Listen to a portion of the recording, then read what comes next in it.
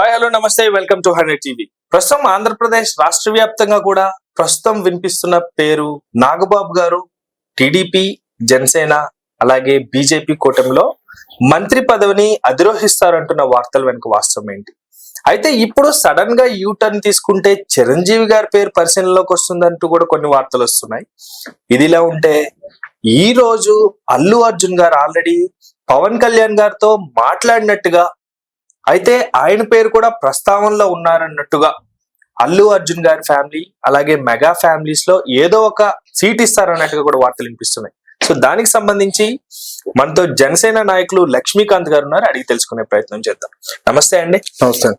So ప్రస్తుతం ఆంధ్రప్రదేశ్ లో నాగబాబు గారు సీట్ కన్ఫర్మ్ అయిన తర్వాత, అయితే కేబినెట్ లోకి వెళ్తారన్న తర్వాత చిరంజీవి గారి పేరు ప్రస్తావనకు వస్తుంది.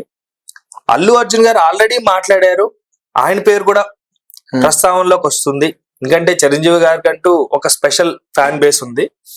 ప్రజెంట్ సిచ్యువేషన్ లో అల్లు అర్జున్ గారికి విపరీతమైన హైప్ ఉంది. సో ఇలా ప్రజాదరణ పొందిన వాళ్ళ పేర్లు కావాలని వస్తున్నాయా? అసలు వాస్తవం ఏంటి? పార్టీ నాయకులుగా మీరు ఏం చెప్తారు క్లారిటీగా? ఇవన్నీ ఏంటంటే ఎక్కడో పుకార్లు పుట్టించేవి, కానీ చిరంజీవి గారు అన్న పెద్ద ఆయన ఎప్పుడో ఒకసారి చెప్పేశారు ఆయన ఆల్రెడీ. రాజకీయాలకు నేను దూరం అయిపోయాను, ప్రజెంట్ మా తమ్ముడు పెద్ద యుద్ధమే చేస్తున్నాడు, అట్లాంటిది నాకైతే కాదు, కానీ నేను ప్రజెంట్ సినీ పరిశ్రమకి పెద్దగా ఉంటానని చెప్పేసి, కళామ తల్లి బిడ్డగా ఉంటానని చెప్పేసి ఆయన ఏదో సేవా కార్యక్రమాలు చేసుకుంటూ వెళ్తున్నారే కానీ ఆయనకి అయితే నాకు తెలిసి రాజకీయాల్లోకి వచ్చే ఉద్దేశం అయితే లేదు. అది ఆయన ఎప్పుడో క్లారిటీ ఇచ్చేశారు కాబట్టి ప్రజెంట్ పవన్ కళ్యాణ్ గారు వెనకాల నాగబాబు గారు, వీళ్ళిద్దరే ప్రయాణం, కానీ చిరంజీవి గారి పేరు అయితే ప్రస్తావన ఎక్కడా లేదు, రాదు కూడా నాకు తెలిసి. జర్నీ ఉంది కానీ పదవుల కోసం అయితే చిరంజీవి గారు ఉండరు అని అంటున్నారా?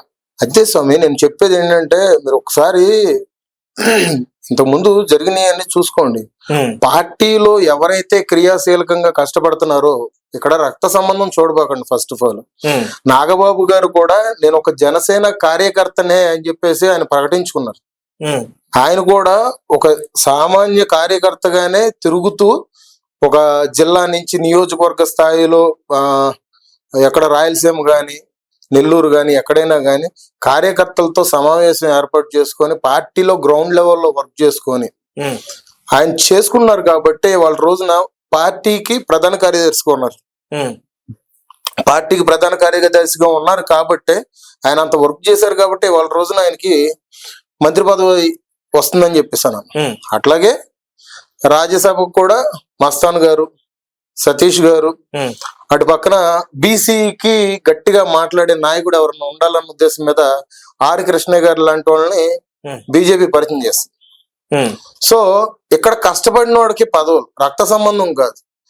అంటే కొన్ని ప్రభుత్వాలు ఇంతకుముందు పనిచేసిన వాళ్ళు ఏంటంటే అక్కలకి, చెల్లెళ్ళకి, తమ్ముళ్ళకి, వీళ్ళందరూ బామ్మర్దులకి ఇచ్చుకొని పంచుకొని అదే కమ్యూనిటీలో సలహాదారులను పెట్టుకొని చేసుకున్నారే గాని జనసేన అన్నిటికీ విరుద్ధం. జనసేన పూర్తిగా ఇట్లకి విరుద్ధం అని చెప్పేసి నేను చెప్తాను.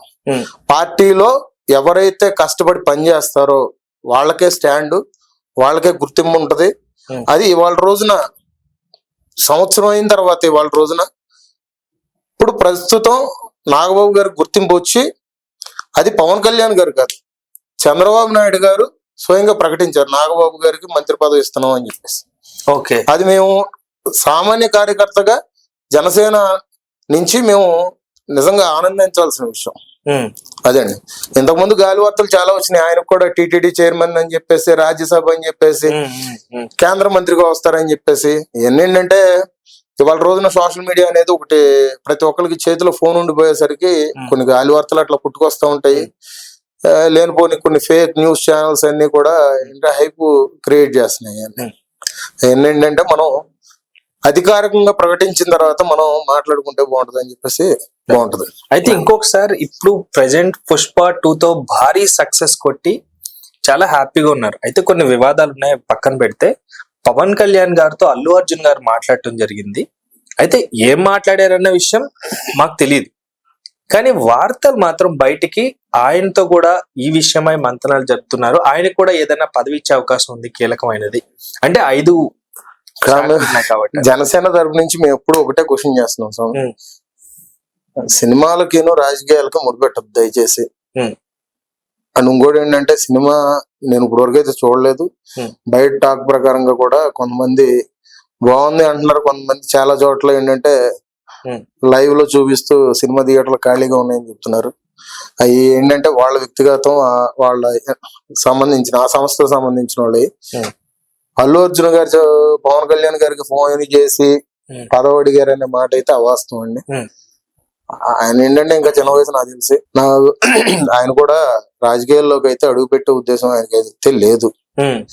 అప్పుడెప్పుడు ఎలక్షన్ టైంలో స్నేహితుడు అని చెప్పేసి అక్కడికి వెళ్ళిన తర్వాతే కదా ఇదంతా ఫ్యాన్ వార్ అని నంద్యాల శిల్పారావు గారి దగ్గరికి వెళ్ళిన తర్వాత కదా. ఫ్యాన్ వార్ అనేది స్టార్ట్ అయింది అప్పటి నుంచి. ఉం. ఆయనకి రాజకీయాల్లోకి వచ్చే ఉద్దేశం అయితే లేదు. ఉం. అది అయితే ప్రస్తుతం అయితే నాగబాబు గారికి సీట్ అయితే కన్ఫర్మ్ అయింది. నాగబాబు గారిది ఇది కన్ఫర్మ్ అండి. డేట్ ఏమన్నా ఫిక్స్ అయిందండి? ఆహా, లేదు. డేట్ ఏం ఫిక్స్ అవ్వలేదు అంటే ఇంకేంటి చెప్పకూడదా? అంటే ఓన్లీ నాయకుల వరకే పెట్టుకోవాలా, మాకేం చెప్పకూడదా?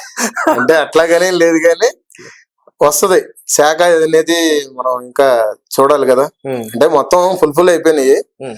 ఆ శాఖ అనేది ఒకటి నిర్ణయం తీసుకోవాలి కదా. ఓకే. అది హైకమాండ్ తీసుకున్న తర్వాత అప్పుడు ఉం. మాకేమన్నా కొంచెం లీక్ లీక్ ఏం లేదు లేదు స్వామి. అఫిషియల్ గా రావాల్సిందే. అదే. మా నాయకులు గారికి ఇది ఎట్లాగుంటది అంటే అప్పటికప్పుడు స్పాట్ లో చెప్పేస్తారు.